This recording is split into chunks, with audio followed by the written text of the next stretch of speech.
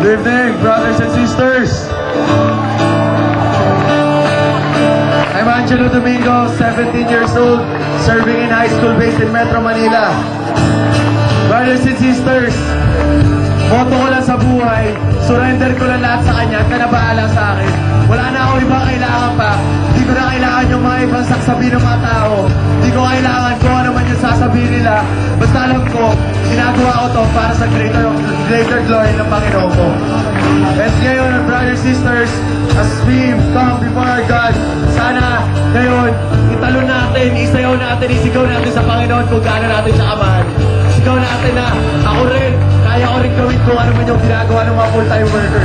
Ako hindi ako full-time worker, pero misyonaryo ako. I pray for your word, and you answer me. Lord, I ask for forgiveness, and you pardon me. I pray for strength, and you empower me. Lord, I ask for providence, and you bless me. There's nothing more I want, there's nothing more I need. There's nothing more I want, there's nothing more I need than to be with you. Brothers and sisters, hindi na yung kailangan natin, yung makasama natin sa Kristo.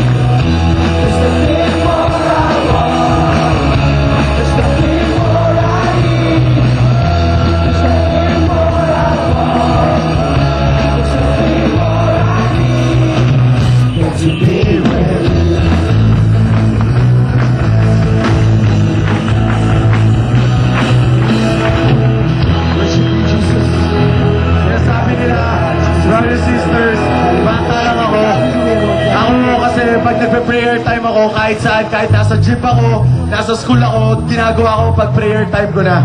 And minsan nagtataka sila, bakit ano to, parang baliw to. Okay lang, wala akong pakialam ko ano sasabihin nila, basta ako nagpapakabaliw ako para sa Panginoon ko. I don't care what they say about me, it's alright, it's alright. I don't care what they think about me, it's alright.